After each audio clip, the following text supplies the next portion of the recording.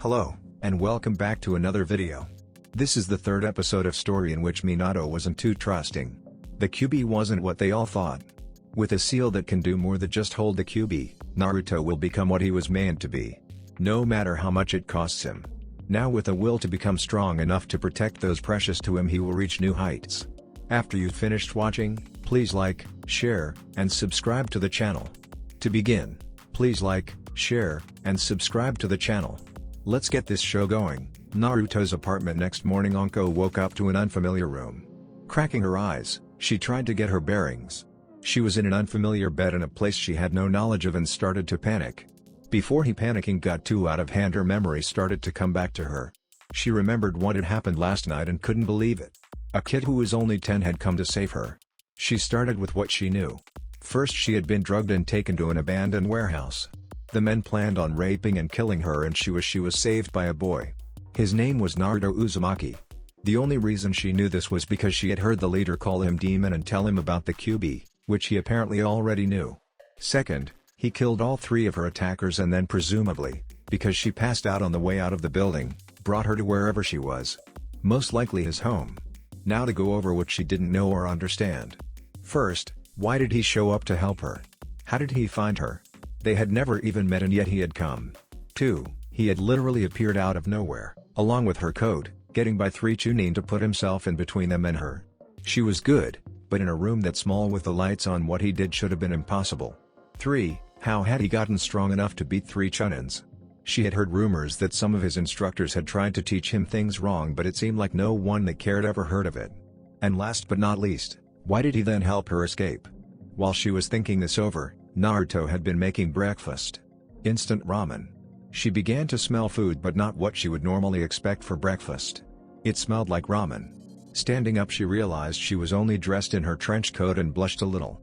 He had left her covered and put her in what was most likely his bed.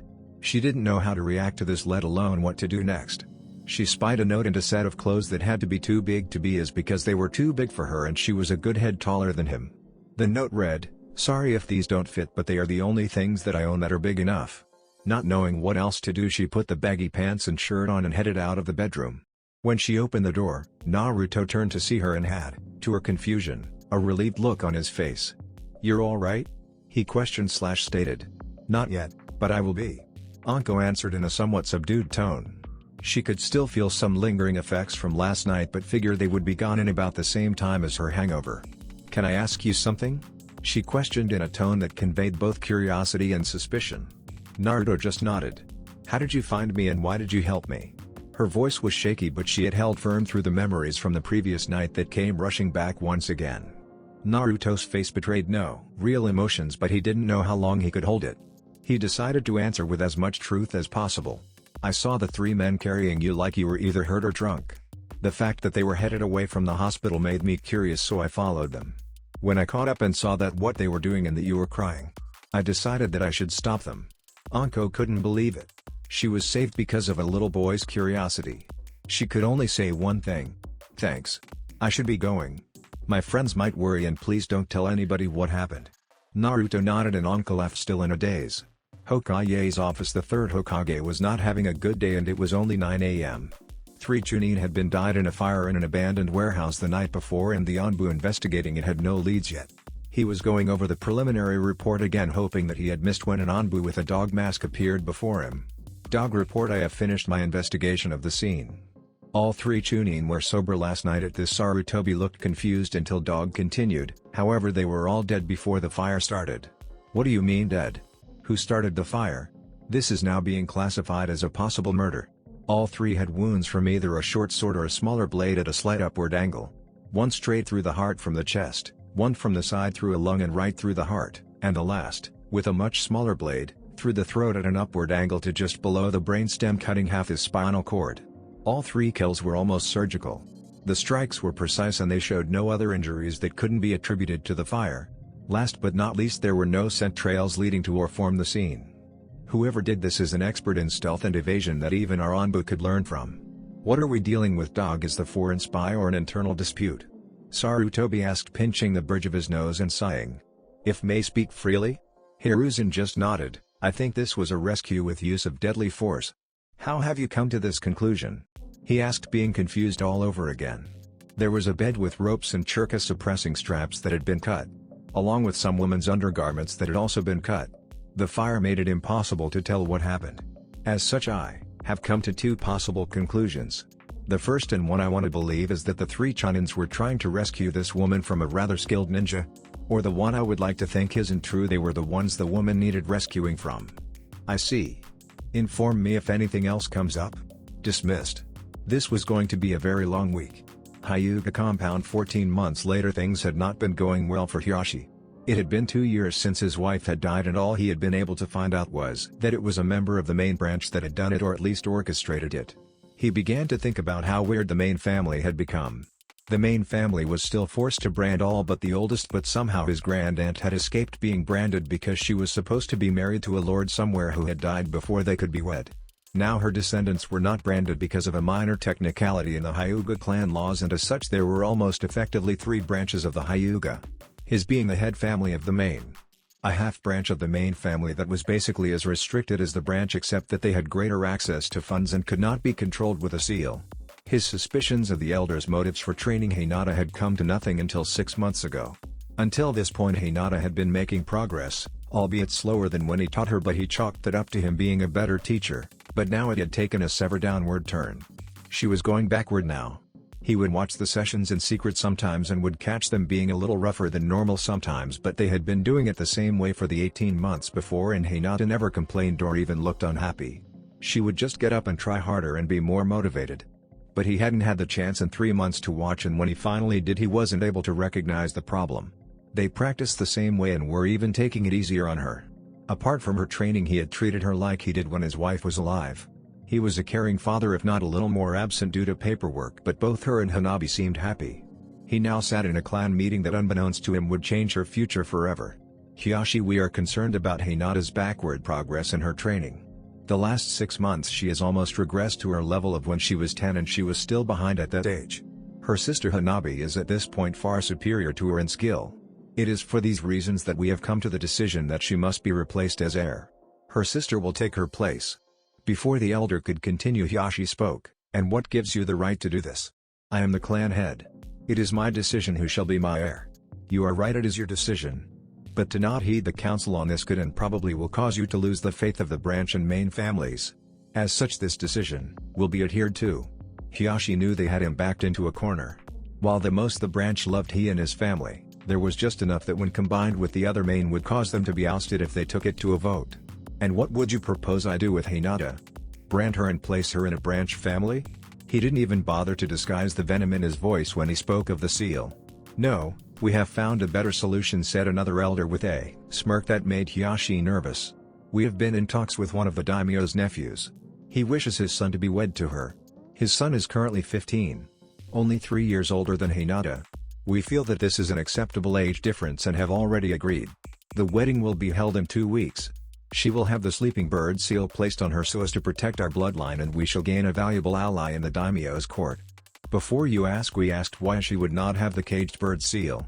The noble does not want any main family Hyuga to have control over her. Hiyashi was not happy. He slammed one of his fists down on the table, making everybody jump a little, glared at the council, then got up without saying a word and left. The elder council members just smirked, knowing they had him in a corner. Hiyashi made his way to his study and activated its privacy seals. He then channeled churka into a tag in his pocket and listened to the rest of the meeting. None of the council members had realized that him losing his temper had simply been a pretense. The moment they blinked because of the sound, Hiyashi had placed a listening tag under the table. He was glad he had asked Naruto for them. What no one knew was that Hiyashi and Naruto kept in touch. He would tell Naruto about his secret investigation into his own clan, and Naruto would run letters and messages to and from his dead wife.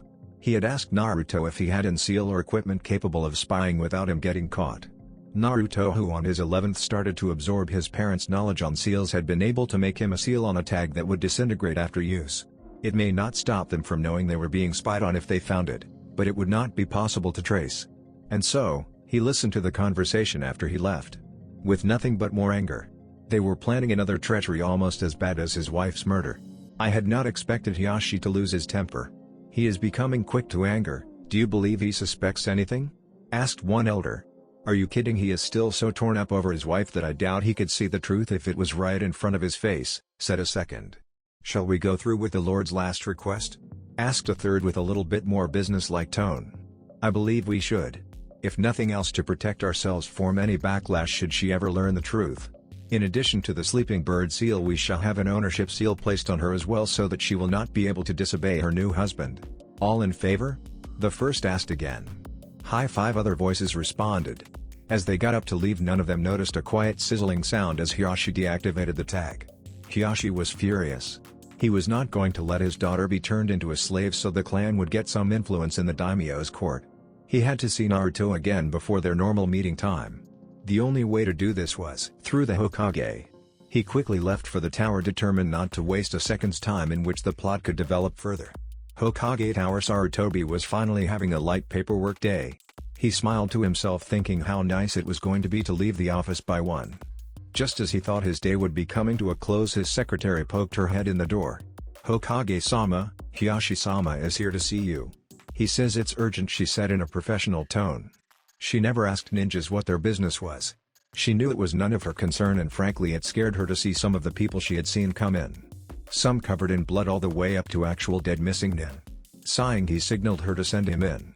What can I do for you today, Hiyashi-san? The Hokage asked with a polite tone. I would like to have a private talk with him, Hiyashi said, quickly getting the Hokage's attention instantly. He quickly ordered his Anbu out and sealed the room. After doing so, Hiyashi activated his Byakugan momentarily to make sure they were alone before sitting down. What has happened that you need to talk privately with him? The Hokage asked. He could see the worry on Hiyashi's face. The last time it was this desperate was 2 years ago, when Naruto had called him to the hospital. It's Hinata. They are trying to get rid of her by marrying her off to the son of the daimyo's nephew. They think that they can then further manipulate Hanabi into the kind of heir they want. I have been able to make her see that they only want to control so they don't realize she is playing them. But the reason I need to speak with him is about the caged bird seal. I want to know what he can do about it. The Hokage, having listened carefully the whole time, finally came to realization of what Hiyashi might have been planning. You know it will be very painful for her, right? Physically and emotionally. The Hokage asked and stated. Hi. But I would rather she endure the pain for a short while and maybe even hate me and be safe and free to pursue her own life than a slave as they plan, he said, coldly thinking of the elders' plans. What do you mean a slave? The Hokage questioned. He was sure that had not been mentioned and was going to hear of this before he made any decision. The last part of their plan, the part they don't know I know, is to apply a slave seal and teach the boy how to use it to control her and I believe by extension me. Hiyashi told him in a defeated tone. This was enough for the Hokage to make his decision. He could have the head of a clan become a puppet to either the clan's elders or to the daimyo's court. He removed the seals and called out Dog, and the Anbu appeared in front of him. Bring Naruto here at once. Tell him the worst has come. The Anbu nodded and disappeared in a swirl of leaves. Naruto's apartment. Naruto had a long 14 months. He kept absorbing his parents at a rate that only seemed to increase. He started to get the sealing knowledge in 11. When he turned 12 last month, they finally told him about his gravity and resistance seals. He had been confused until Kurama had admitted to knowing about them and reducing or deactivating them when he needed in such a way he thought it was only adrenaline. His gravity seal was currently at 16, make his muscles have to move that many times more weight in order to work, but it had been done over the last 7 years so slowly that he felt normal. His resistance seal was at 12, which according to his parents was like trying to walk through the center of a sand dune. To their relief, Naruto was not mad but curious as to why they waited to tell him. Their reasoning was that at 12 he could now change the rate of increase or completely deactivate them when needed because he was graduating. When he told his parents he still had 4 years left in the academy, they became confused. He told them how the age and curriculum had been changed when he was 5. They were surprised but figured the civilian council had something to do with that. On his 11th birthday, his parent told him how to get into their old house and about a room where he could learn to control Kurama's chakra without alerting anyone. He spent 2 hours every night for the last year there and was up to being able to control 2 tails. He also used the room to test seals that he gained knowledge of and to train his chakra chains in some of his larger elemental jutsu. The real coup de grace though came on his 12th birthday. They had planned for him graduating by then and as such had special jutsu they were going to teach him for that occasion. After a little begging from Naruto and a promise from Kurama to keep him in line, they relented. Minato taught him the Hiraishin and Kushina taught him her adamantine seal chains methods. He already had good control of her chains, but now she taught him how to make barriers and use them to hold and seal targets. By this time his eyes had progressed into their 5th tomoe. He could use the Deva, Petara, and Naraka paths, and his eyes worded like a fully matured Sharingan. It is here we find Naruto practicing drawing seals symbols and reflecting on his day, going through his clone's memories to see what he was having trouble with and what he needed to focus on more when a knock came from the door. Sensing no ill intent along with smelling a familiar scent, he answered. Feel like Dr. Seuss after reading those last 2 sentences, "Good afternoon, dog. What can I do for you?" He called at the same time as answering the door. Dog didn't even flinch. He knew Naruto knew it was him as soon as he knocked. "Hokage-sama requests you to meet with him immediately," Dog told him in a monotone voice. "Okay, let's go," he said, closing his door and locking it. He started to walk towards the stairs when Dog put his hand on his shoulder. "I am sorry to say that won't be fast enough." Naruto knew this was serious if he was asked for this quickly. He just nodded and Dog transported both of them to the tower with a body flicker.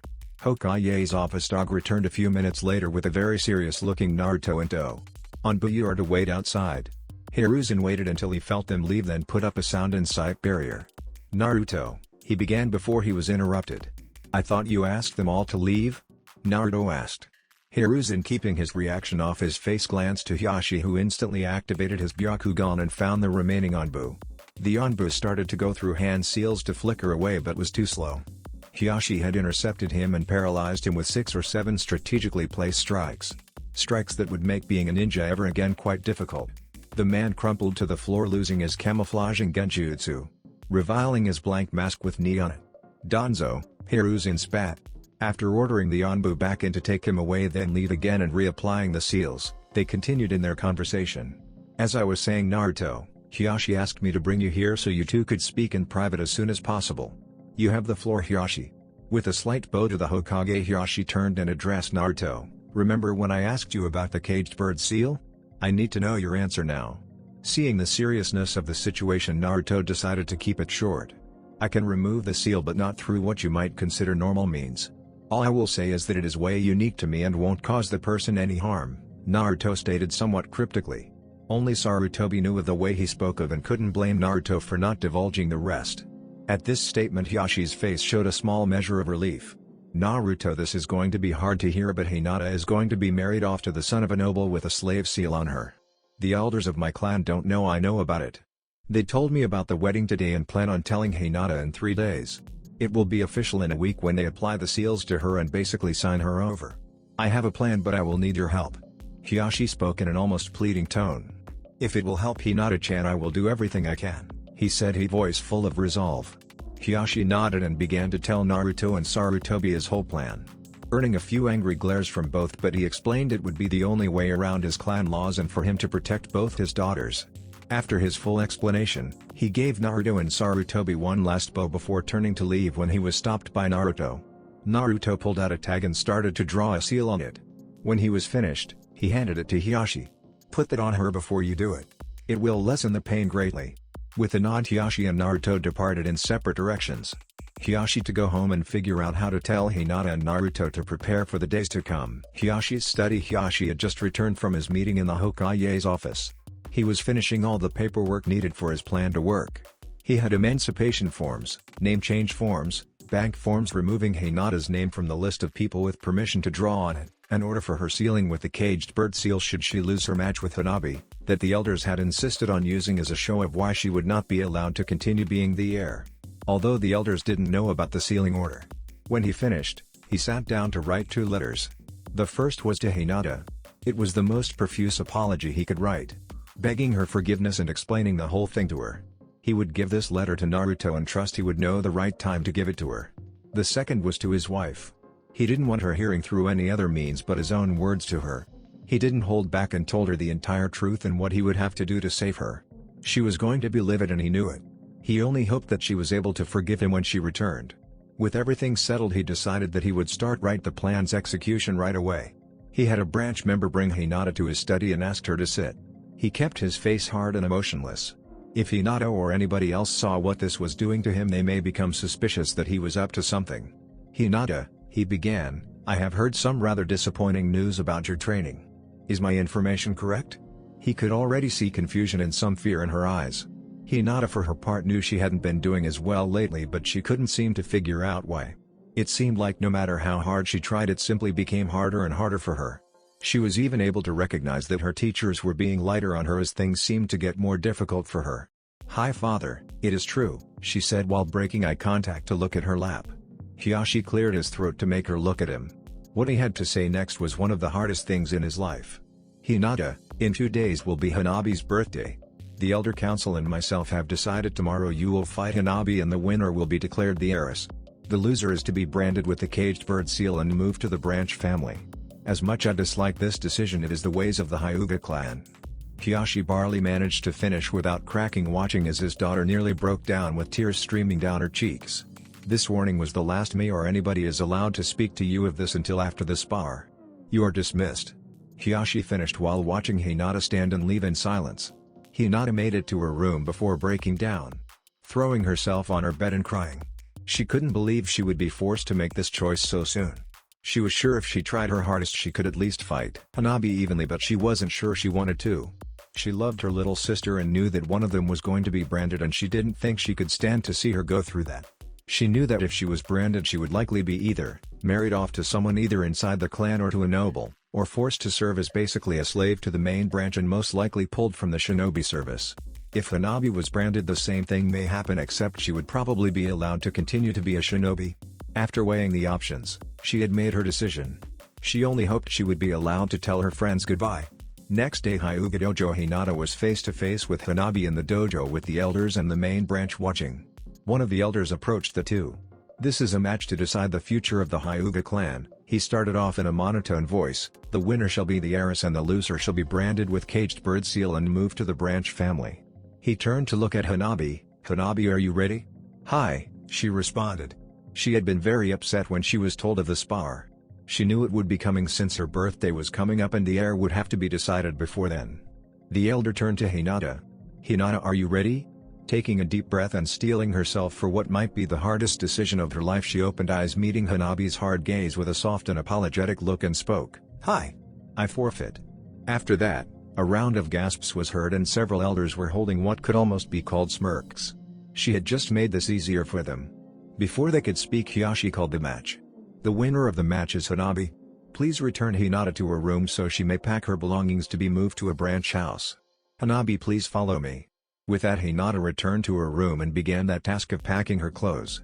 She would not be able to take much of her wardrobe as they were formal clothes of the main branch.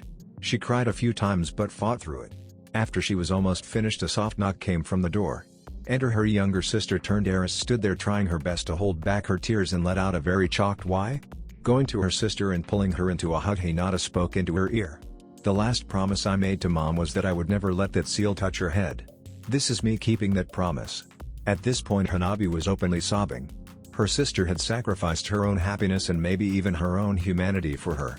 She knew of the elders' distaste for her and was scarred of what they might do to her big sister now.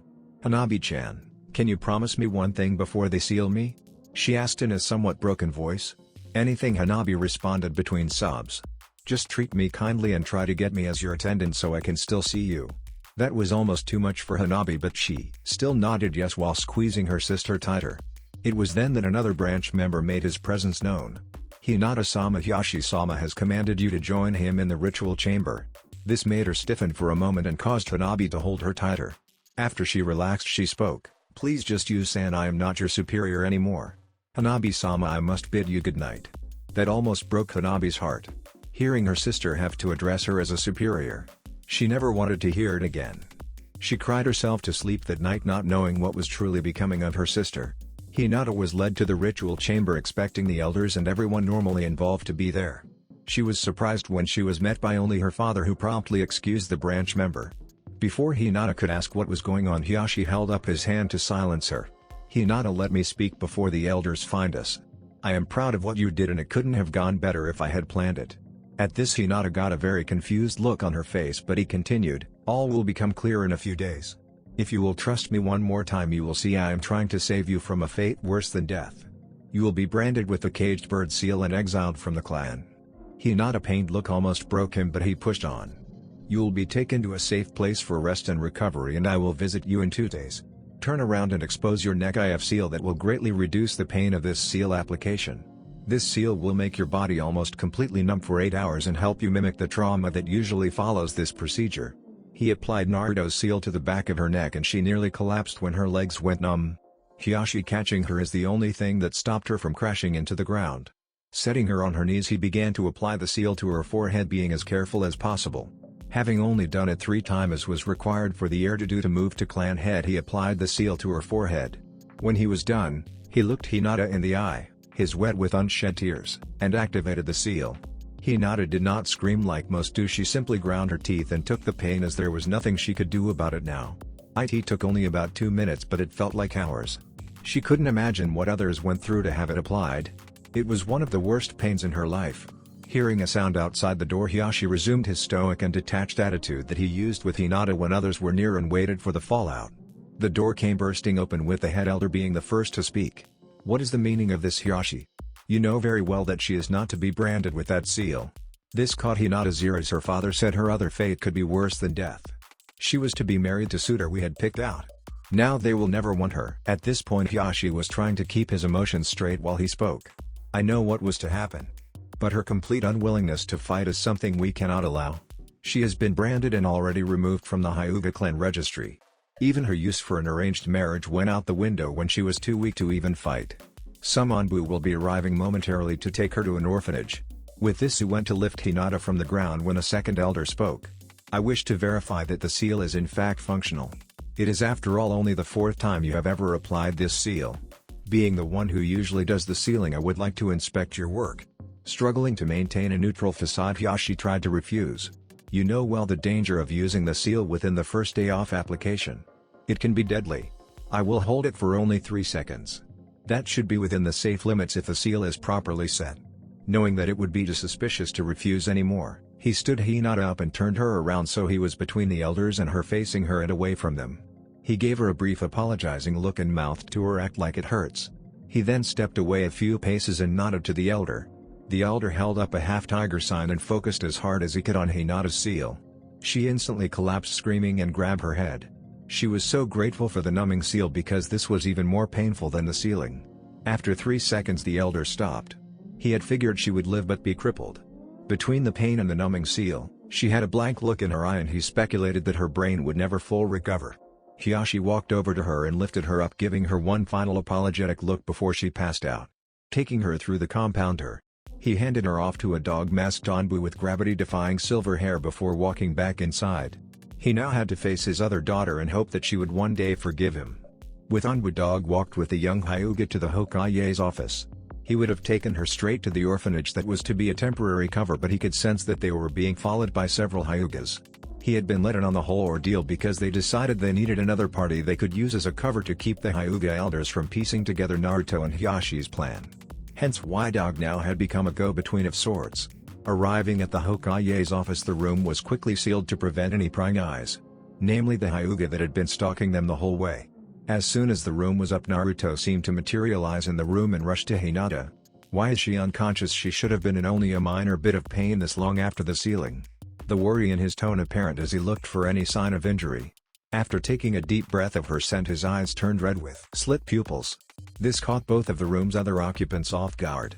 Hiruzen turned to Naruto with a look that asked what was going on. Naruto just growled in anger and said her would handle it. Looking for an answer, Hiruzen turned to Dog asking for an explanation. I believe Hiyashi was caught applying the seal and the elders wished to test it. I am not sure of anything else, replied Dog. Upon hearing this, Naruto immediately started to focus Churka through his healing seal and apply it to Hinata's head and heart. The damage was repairable, but it could have led to complications if left alone. He would need to use a resurrection seal to fully heal her, but it would have to wait a few days. Dog turned and got the Hokage's attention. We were followed her by at least 3 Hyugas. I am unsure of what their intentions are. I do. That's why I am taking Hinata with me. I can watch over her until she has recovered, and then I will let her in on all that is happening. Naruto spoke with conviction. Hinata was one of his best friends, and if truth be told, he had started to like her as more than that, and he knew how much she liked him. He lifted Hinata into his arms and faded out of sight with her before the Hokage released the seals and opened the windows for him to leave. The Hyugas who had been watching patiently for the seals to drop were incredibly confused when they could see into the room again, and there were now only 2 people in the office and neither was their target. After watching for another half hour, they went to report back to the elders. Next morning, Naruto's bedroom, Hinata woke up to the smell of eggs being fried and a pounding in her head. She realized she was not in her bed and the ceiling was all wrong. She had at first thought that the events of last night were a dream, but she could never have imagined that much pain. Catching her reflection in the window, she saw the caged bird seal on her forehead and realized she must be in an orphanage somewhere after being kicked out of her home. With all of this crashing down on her, she did the only thing she could: cry her eyes out. Naruto had been making breakfast, hoping to surprise Hinata with it before she had the chance to realize that last night was not a dream. As he was putting their breakfast on a tray, he heard the soft sound of sobbing coming from his room. He decided that he would give her a few minutes while he got them something to drink, then do his best to help out. Hinata's head jerked when she heard a soft knock at the room's door, followed by "I have breakfast, Hinata-chan." She recognized that voice. She would know it anywhere. It was Naruto, but what would he be doing in an orphanage? He had his own apartment after he was kicked out. That's when it hit her. This was Naruto's apartment and she was sleeping in his bed? She was instantly red and fighting to stay conscious. She no longer fainted around him, but this was almost too much to take. The throbbing in her head helped her stay awake. "And Naruto-kun?" she asked softly as he came in with a tray full of food. He could see the questions in her eyes and held up his hand to stop her. "I know you have some questions, but before you do, let's eat, and while we eat I will tell you what has happened and why to the best of my knowledge. Okay?" She was apprehensive but decided that it would be easier for her to listen rather than just ask a bunch of questions. So, while she ate in silence, Naruto told her all about his part in this twisted story. How her father had come to him for help for the second time but told her she would learn about the first tomorrow. He told her about the elders wanting to use her as a pawn for what would amount to her being a slave wife to a noble in the capital. How he and her father found that this would be the only way to keep her safe from that fate, and that he was the one who made the numbing seal to help with the pain. She knew he was one of her best friends, but she couldn't believe the lengths that he had gone through to help her and keep her safe. It made her eyes wet with unshed tears and she leapt at him to hold him and cry on his shoulder, thanking him for all he had done. He only responded with, "I would never let something like that happen to someone who is so precious to me." After she had cried herself to sleep, a combination of everything she had learned and lingering after effects of the seal and its use, he tucked her in and took the dishes to the kitchen. Creating several shadow clones to watch over her and leaving a note telling her to just rest, relax, and not go outside, he left to do his daily training. When he returned, he found her on the couch reading a book from his bookshelf, Fuinjutsu for Beginners. He smiled when he came in and saw she was feeling better. "How are you feeling, Hinata-chan?" he asked, getting a smile in return. "I am feeling much better. The pain in my head is almost gone, but I still feel really weak. It only been getting worse lately," she said as she looked like she had to put some effort into just standing. It almost made Naruto see red from anger, but he managed to control it.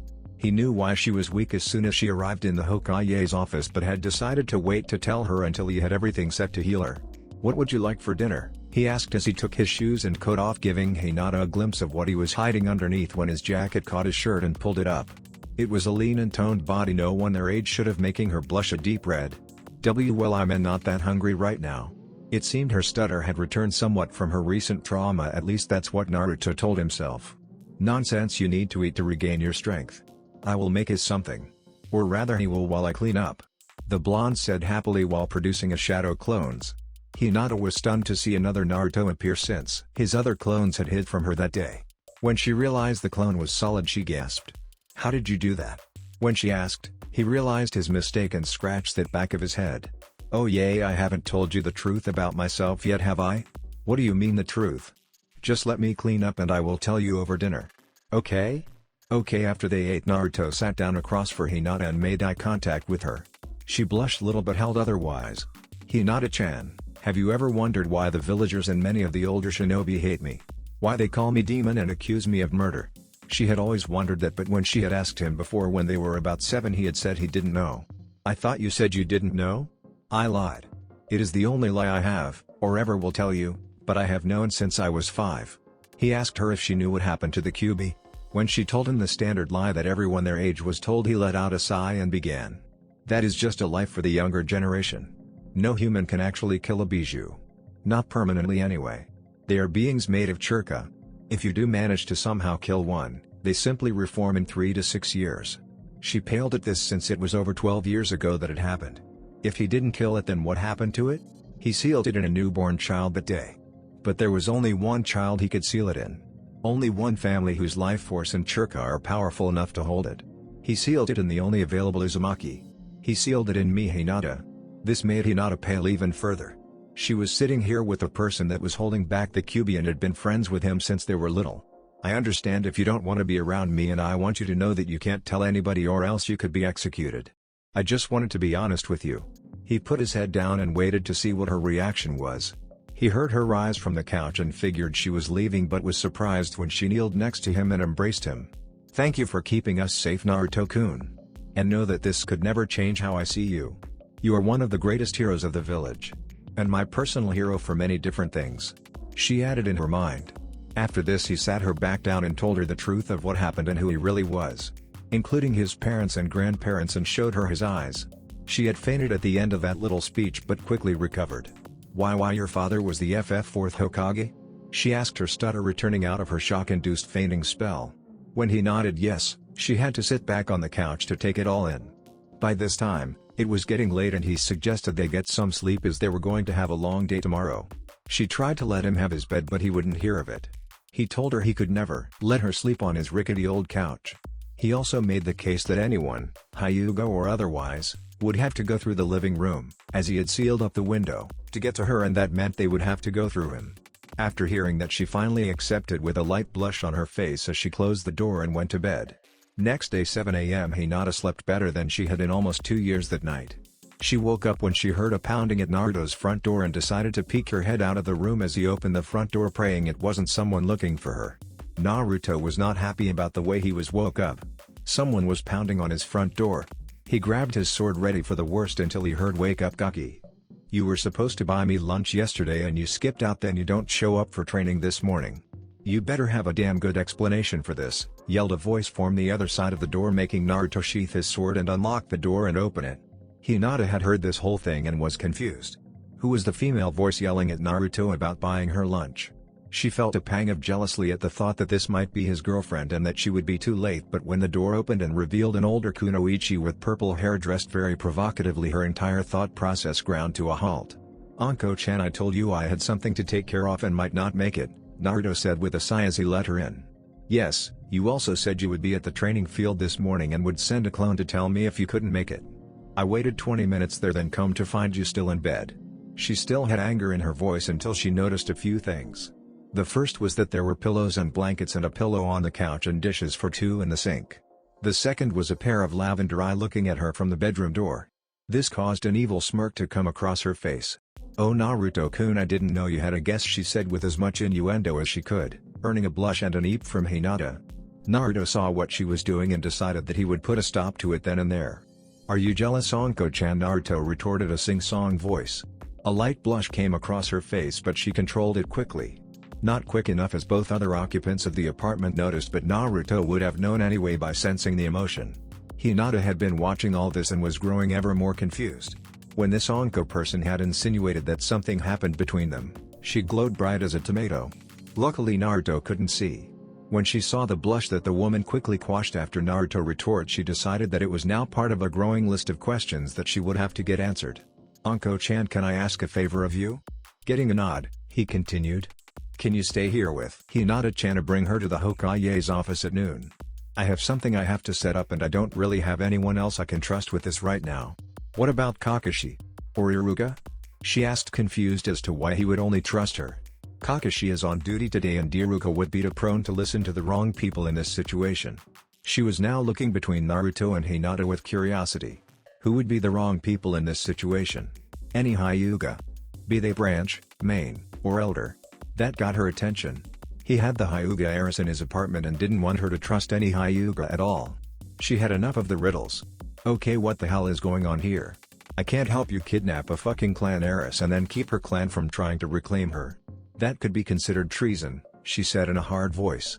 His only retort was look at her forehead. When she did, she couldn't believe it. There was that caged bird seal that the branch members wear. Why would they brand the heiress, and how did she then end up here? "Explain," she said in a tone that left no room for argument.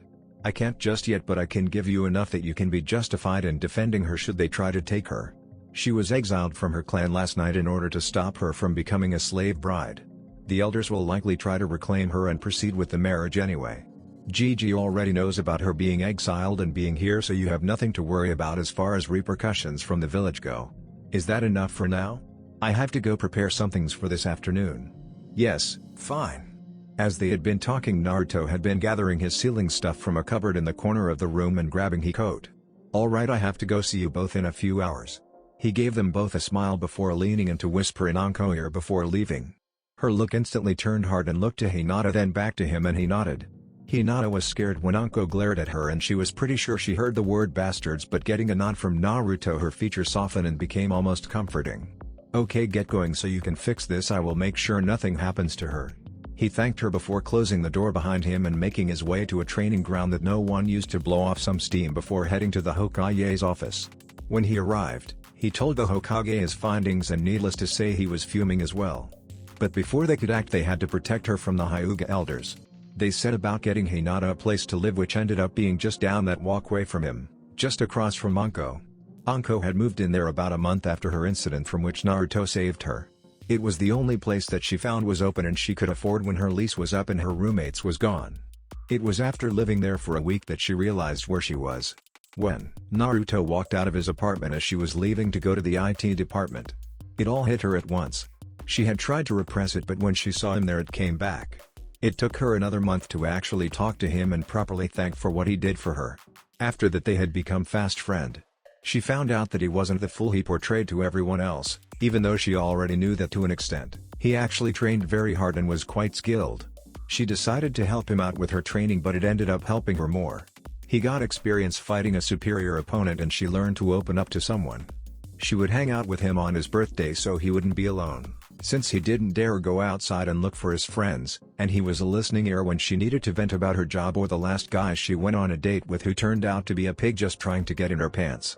Strangely, whenever she told him about one of those dates, the guy would usually end up being the target of a rather humiliating prank with no culprit ever being identified. She knew it was him but never said anything. It felt good to have a friend that would do something like that just to make you feel better. After they secured Hinata a place to live, they got her set up with a weekly allowance from the Widows and Orphans Fund that helped people in her situation even though her parents weren't actually dead. They changed her citizenship papers to reflect that she was no longer a Hyuga and now her name was just Hinata. Around 11, Hiyashi showed up and Naruto appraised him of what he had learned, and Naruto asked permission to put a few seals on Hinata that would help her train and keep her safe. After a little assurance that he meant only the best, and that he would have Anko there the whole time to make sure nothing inappropriate happened, Hiyashi said as long Hinata was okay with it he wouldn't kill Naruto considering everything he had done for him. Noon came around with no Hinata or Anko. After 10 minutes and them starting to get nervous, the door burst open to show a tired Anko carrying an unconscious Hinata. Hiruzen immediately ordered his Zanbu out and sealed the office while Naruto went to Hinata and checked her for injury before turning to Anko and asking what happened. The only word she got out before passing out was, Hyuga's Naruto's apartment. After Naruto left, Anko and Hinata just stared at each other for a few minutes before either spoke. Ugh, I can't believe I let him talk me into this. Oh well. Hey Gaki, are you hungry? She said to herself before turning to Hinata and asked her question. Aonyo, I guess. She managed to squeak out before losing her nerve. Seeing this, Anko kind of felt bad. She knew the girl had been through a lot in the last 2 days, and with what Naruto had told her right before he left, she didn't want to make it any worse. Look, I am not going to hurt you, okay? I am just not very good with people, okay? So, I tell you what, you go get cleaned up and get dressed and I will make us some breakfast. Okay? Hinata just nodded before closing the door and heading to the bathroom. 15 minutes later, when a clean and dressed Hinata came out of the room, Anko was setting breakfast on the table. She set a place for Hinata with a glass of juice, then served herself. They ate quietly for a few minutes before Anko couldn't take it anymore. So Gaki, how did you end up here in this situation? She tried to be as tactful as she was able, but the young Hyuga still flinched a little. Anko went back to eating, thinking she would get no response before Hinata spoke. I've forfeited a match to decide the position of heiress to my sister. She managed to get out, her voice evening out by the end of her statement. That made Anko raise an eyebrow. All Naruto had told her was she was banished to help protect her. But this made it sound like a completely different reason. One of the reasons she had agreed to help in the first place was the slave bride part. She knew what that would entail and could never let that happen to someone so young. When Hinata saw Anko raise an eyebrow in confusion, she continued. From what Naruto-kun told me, my father used me forfeiting as an excuse to brand and exile me in order to put me out of the reach of the elders. Her voice was so empty she didn't even stutter. Anko just gave a sad nod of understanding. But she still had one more question. Why? Anyo? Why did you forfeit the match if you knew it would at least lead to you being branded? Anko couldn't get her head around it. She would have fought like hell, but then again, she didn't have any siblings. Her parents died in the Kyuubi attack and never got the chance to have another child. It was a promise and made to my mother before she died. That got Anko's attention. I promised I would never let Hanabi-chan be branded and treated as a slave. It was the only way I could be sure. Hinata was near her breaking point, reliving that night and saying goodbye to her mother. After that they finished eating in silence. Hinata came out of her funk when she realized what Anko had been saying when she came pounding on Naruto's door that morning. Anko-san, how do you know Naruto-kun? She was a bit nervous when she saw Anko stiffen for a moment. I'm sorry Gaki, but that's not really something I want to talk about. Let's just say he saved my life and leave it at that.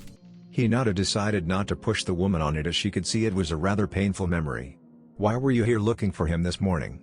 Giving Hinata a thankful glance for changing the subject, she replied, he skipped out on lunch he owed me, then didn't show up for our morning training. I wanted to make sure he had a damn good reason or else he was going to have hell to pay. That made Hinata a little nervous. The look on the purple-haired woman's face was incredibly creepy. Don't worry. This is a good enough reason for me not to be mad. But I'm still going to kick his ass extra hard for worrying me. At that she clamped up. Figuring she would give the wrong impression about her feeling. He was in truth one of her best friends. He was someone she could always count on. The day went on with them talking about various things. Different likes and dislikes before the time to leave came around. About half an hour noon they walked out of Naruto's apartment and headed for the Hokage's office. Streets of Konoha. The elders of the Hyuga clan had several branch members scouring the village looking for the exiled heiress. They were going to go through with the marriage regardless of what Hiyashi had done or said. They had been at it since sunrise with no luck. Normally it would only take them a few minutes to half an hour to find anyone in the village, but there had been no sighting of her in over 2 days. Ever since she went into the Hokage's office it was like she had fallen off the face of the earth. The elders had not taken the news lightly. Punishing 3 who had lost her and making another 5 join them in their search. After they had reported failure the second time after a full day of searching, the elders had again been furious. The 8 had been punished and told that for every day they failed they would have their seals activated. So when 3 of them all of a sudden spotted the girl walking side by side with the snake mistress of Konoha, they felt relieved. All they had to do was get her and bring her back. One continued to shadow them, while another went to tell one of the elders the news, and the third went to notify the rest of the search party. It took 25 minutes to gather everyone and have one of the elders meet them. When they were ready about a half mile from the Hokage's tower, the group of Hyugas confronted Hinata and Anko. Anko growling in annoyance and moving Hinata halfway behind her. She had a feeling that they were being watched but couldn't tell who it was. She had suspected the Hyuga but didn't want to frighten Hinata in case it was just Anbu. When the group of Hyuga blocked their path, she started to prepare herself for a fight. She knew she couldn't take on 9 Hyugas but was hoping that she could at least stop some of them from fighting by pointing out that this was tantamount to kidnapping and treason. Hyuga-sans, please excuse us, we don't want to be late for our meeting with the Hokage. She was hoping they would see reason. They didn't. The lone elder spoke. Mitarashi-san, I need you to step away from Hinata-san. She is to come with us. She has been missing for 2 days, has duties she has neglected, he said in an even tone betraying no emotion. As she has not been a member of the Hyuga clan for 2 days, I am afraid you are mistaken. She has no duties to neglect from a clan which she does not belong. When Anko said that, the branch members got a sad look in their eyes, knowing what they would be ordered to do. If you will not hand her over, we will have to do this by force. Before he could give the order, Anko replied with a very distinct growl in her voice. Taking a child that is not part of your clan is kidnapping. Attacking a fellow ninja of Konoha without provocation is a serious crime. Ordering such an attack can be considered treason. Anko ground out, hoping that this would be enough to dissuade the branch members from attacking them. The elder only chuckled. It is our word against yours. Hinata-san was trying to get away from you and you refused to let her go. When her clan came to her aid, you attacked. He continued to chuckle. Who knows, you might even be executed for this grave crime you have committed. By this time the other Hyugas were giving Anko and Hinata sorrowful looks. They couldn't disobey the elder. He could go after their families if they decided that they would rather endure the pain. Anko, seeing this, readied herself, trying to think of a way out of this. She was recently promoted to Special Jonin. She should have been full, but her chakra reserves were limited because of the curse mark, not to mention certain political obstacles. 8 branch members, 2 of whom were Jonin. Her only chance was to defend and look for an opportunity to grab Hinata and run. In the middle of her planning session, she heard the word "get her," and 2 of the Chunin came for her. As they approached, she was thankful they were 2 of the lesser skilled. That didn't mean she was having an easy time, just a manageable time. She would dodge one blow only to be almost pushed into another blow. Every time she saw an opening, it was quickly filled by the other thanks to the Byakugan. While she was busy with the 2 Chunin, another went after Hinata. She tried to run but only made it about 15 feet before he grabbed her. He went to hit a pressure point on her neck only to be kicked in the back of the head by Anko, who had briefly got away from the other 2. While the one she kicked was out cold and had dropped, Hinata of the first 2 had managed to land hit on Anko's arm, rendering it nearly useless. She barely had the strength to lift it now, let alone swing it. She quickly went back to dodging and trying to use her remaining 3 limbs to attack. The elder thought he had her until Hinata was dropped from the Chunin's hands after the kick to the head. He decided he couldn't allow this to go on any longer. He sent 2 of the remaining Chunin to get Hinata and the 2 Jonin to attack Anko. They reluctantly followed through on their task. Anko found it impossible to fight 4 Hyugas in her condition and was quickly reduced to kneeling on the ground watching Hinata being brought before the elder. She couldn't hear what was said but had a fair idea. He was berating her for what he called running away, and that as a member of the Branchy house she would be punished severely. Hinata did something that neither Anko nor the elder expected. Instead of meekly surrendering, she actually spoke up, stating she was no longer of that clan and that he was to release her at once. Hearing this, the elder actually lost his temper for a second, backhanding Hinata across the face. Hinata felt the sting of the elder's blow and was thrown sideways a foot. She could feel the blood pooling in her mouth. She wanted to just lay down and give up. But she knew what fate awaited her if she was taken, and that was the only thing that kept her going. She started to stand and mustered the hardest look she could and turned to the elder. When the elder caught sight of her face, he was furious. She was being defiant even now. He had completely ignored the others who had let Anko be when she fell to her knees unable to move. The elder had only said to retrieve Hinata and disable Anko. They would not do more unless commanded to, and since he was ignoring them now, they took the opportunity to walk back and rejoin the rest. At seeing Hinata struck, Anko became furious. Naruto, one of her best friends who had saved her, had trusted her to keep Hinata safe. And now not only was she failing, but Hinata was actually struck by one of the Hyuga elders. She wanted to get up so bad, but her body wouldn't move. As she was testing her chakra trying to find a way to unblock her tenketsu, she saw the elder raise his hand in a half-tiger sign. The next thing she knew, Hinata was letting out an ear-piercing scream that only came from unimaginable pain. Pain. It was all Hinata's world had been since the elder had activated her seal. It was so much worse than the previous time, seeing as she didn't have Naruto's numbing seal on. She felt like death would be her only relief, but it wouldn't come. She felt like it had been hours even though it had only been about 20 seconds. When it all of a sudden stopped and she felt like she was flying through the air. The only thing that told her she wasn't was the 2 arms underneath her holding her up. She looked up to see Anko's face set in a worried look covered in curving black lines that disappeared into her shirt. Anko couldn't take it. She could see from the look in the old Hyuga's eye he wasn't going to stop until she was dead. He may have come with the purpose of taking her, but in his rage, he seemed to have forgot that. Knowing what was happening and the pain Hinata was going through, Anko did the one thing she promised herself she would never do. She channeled chakra into her cursed seal, breaking the suppression seal and allowing the power to flow into her body, opening her tenketsu and allowing her to move. She knew she would have hell to pay later, but she couldn't let someone as sweet and innocent as this girl be killed simply for finally standing up for herself. In a flash, she moved to the man causing Hinata's pain and smashed him with a punch as hard as she could. He went flying into a building 15 feet to the side, landing completely unconscious. In the same motion, she had snatched up Hinata and was running to the tower as fast as she could, knowing that she would only be safe there. The other Hyugas gave chase, but their hearts weren't in it. With the elder unconscious, they simply made a show of chasing her there before retreating and taking the elder back to the Hyuga compound. She made it to the tower and stopped focusing chakra into the seal and focused on suppressing the dark chakra back into the seal. Hoping that no one saw her. She would not be so lucky, but she wouldn't know that for a while. She quickly made her way to the Hokage's office, feeling her strength slipping away. She kicked open the door to see Hiyashi, Naruto, and the Hokage looking at the 2 of them with worry.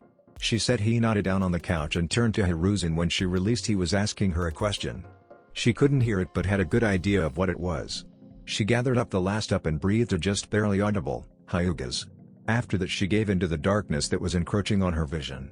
The last thing she saw was Naruto's worried face flashing between her and Hinata. She didn't really know why, but knowing he was worried about her made her feel a little happier. Naruto ran his hand over Hinata doing a medical diagnostic jutsu. It was the only one he would ever be able to do without his seal. His face contorting into a scowl of rage when he got to her head. The one who activated her seal was trying to kill her with pain rather than using the nearly instant feature. Hiashi went pale. He didn't know what that meant. He looked at Naruto to ask, but Naruto continued. If it wasn't for the way I am going to remove the seal, she would likely be crippled. He growled out, his rage soaring ever higher while Kurama was trying to calm him so as not to cause her any more undue stress. He drew a quick seal on her head and activated it. That should let her sleep easy for a while. Next, he rushed over to Anko, immediately noticing the dark chakra in her system. She had told him of what the seal was once. She had also told him she would never use it. If she had, it must have been worse than he thought. He was pretty sure they would be attacked, and as much as he wanted to be there, he knew the civilian council could become involved if he attacked a Hyuga elder. So, he had reluctantly asked Anko, even though he had warned her. He used his medical seal to pump some healing chakra into her system, trying to heal any burns that the dark chakra caused. After healing her, she woke up, albeit very tired and weak. What? She tried to say in a bit of a panic before she was hushed by the Hokage. Take your time and tell us what happened to you two, Hiruzen said in a gentle voice full of concern. She regained her bearing after seeing Hinata was asleep on the couch safe. She told them of the whole incident and how she had tried to defuse it before it turned into a fight. How she was disabled and activating her curse seal after the elder tried to kill Hinata. Naruto and Hiashi had let their ki spike at hearing that. When she finished, all three males were completely enraged. Until Naruto smiled and pumped his fist in the air, screaming yes. Getting questioning glares from the Hokage and Hiashi, he explained his sudden elation. The elder attacked an orphan and ordered ninja he had forced control over to attack a loyal Leaf Kunoichi, right? They both nodded, not seeing where he was going. He committed treason, which is punishable by death, right? Again, they nodded. I have a technique I can use, that right now is 50-50 on whether it will kill him or not, but it will tell me everything, every action, and every sight and sound he has ever seen and heard. The other three conscious in the room had their jaws on the floor. Anko, who had recently started working in Tondi, was amazed at the proposition of such a technique but had no idea why they would need it. The Hokage and Hiashi, however, understood instantly. They could get to the bottom of the Hyuga elder's treachery and maybe bring Hiashi's wife home. Naruto-san, if you can truly pull this off, not only will I be even more so, but my clan will also be indebted to you. The Hokage had summoned his Anbu to arrest the elder and put him under heavy guard, but told them no interrogation. Okay, we will deal with that later, but perhaps we should deal with the task at hand now. The Hokage gestured to Hinata. Then Naruto and Hiashi nodded and moved her to the center of the room and placed her on the floor. Naruto removed his jacket to reveal he wasn't wearing a shirt underneath.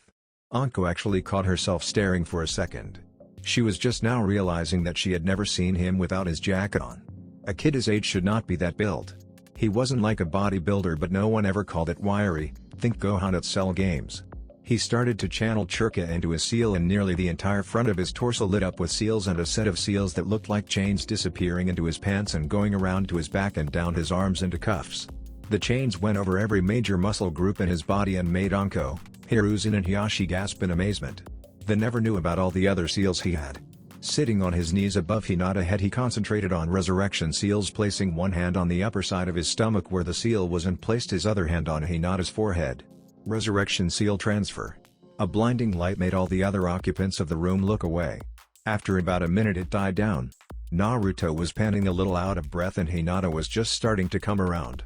Naruto put his jacket back on just in time for Hinata to rouse herself to full consciousness. What happened? Where am I?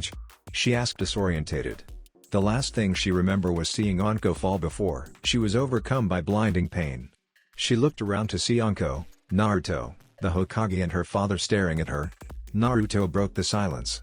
You're in the Hokage's office. You were attacked by a Hyuga clan elder. How do you feel, Hinata-chan? She just sat there for a few moments, moving her limbs and flexing her hands. I feel amazing. I don't feel weak anymore. What happened? Naruto proceeded to tell her about the attack and how Anko brought her to the tower. Next came the big bombs. Hinata-chan, I removed your caged bird seal. This made her eyes go wide and she looked over to the window to see her reflection. It showed her forehead to be unmarked. How? She mumbled, tears of joy pooling in her eyes. It's because of a special seal my parents gave me. It takes it a month to fill, but it's easy to remove something like that using it. She was astounded. Naruto said it was easy, it would just take a while to refill. He kept the fact that he had 4 more a secret for now. I also got rid of the reason you were feeling tired and weak. This is going to be hard for you and your father to hear, but it was Chirka metal poisoning. True to his word, Hiyashi was instantly beyond pissed. They had used it to kill his wife and now they were using it to make Hinata look weak and unfit for being the clan head. Naruto waited a few minutes while Hiyashi calmed down. He was meanwhile soothing a crying Hinata. She had never felt so betrayed before. Naruto decided that it was time to give her at least a little bit of good news. Hinata-chan, there is some good news to all of this. She looked at him like he had grown a second head. This is going to be hard for you to hear, so I am just going to come right out and be blunt. Your mom is not dead. Me, your father, and Gigi faked her death after we found out she wasn't sick but was being poisoned the same way you were. This proved to be too much for Hinata. She fainted. While they waited for Hinata to rouse, Anko made her presence known again. She had just been sitting there shocked as Hinata about all the things that had happened. What is going on here? Why didn't you tell me this before you left her with me? You knew we would be attacked. You knew she had been poisoned. You never told me about all the dealings with the Hyuga clan. I thought we trusted each other? Anko sounded more hurt by the minute. Naruto had led her into an attack and left her to the wolves. It reminded her of her old sensei too much and made her really question her whether she could really trust Naruto or not.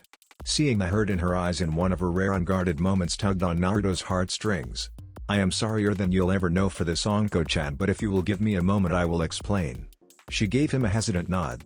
I already told you why Hinata was branded and exiled from her clan. Anko nodded. I couldn't take a chance that you would accidentally say something that Hinata wasn't supposed to know yet and ruin my plan to help her. I was very sure you would be attacked but thought it would only be 1 or 2, which I knew you could handle. I couldn't have you running through the village carrying Hinata because people would assume you kidnapped her. It would make your life even harder. If I told you about the poison you would have tried to get help. The hospital would not have been safe.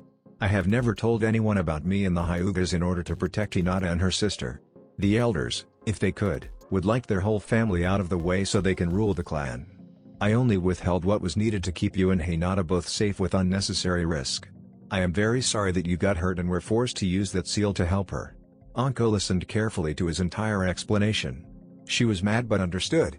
When he mentioned her seal, she tensed up. She had never told him about it and didn't mention using it to get away. She was sure he had seen it. Most had but few knew what it was. That actually brings me to the reason I wanted you specifically to help. I am working on a similar technique that I think can remove your seal. Anko froze up. She had Jiraiya look at it several times and even he didn't think he could remove it. But she also knew Jiraiya couldn't remove a caged bird seal either, and she had just watched Naruto do so. There's a few things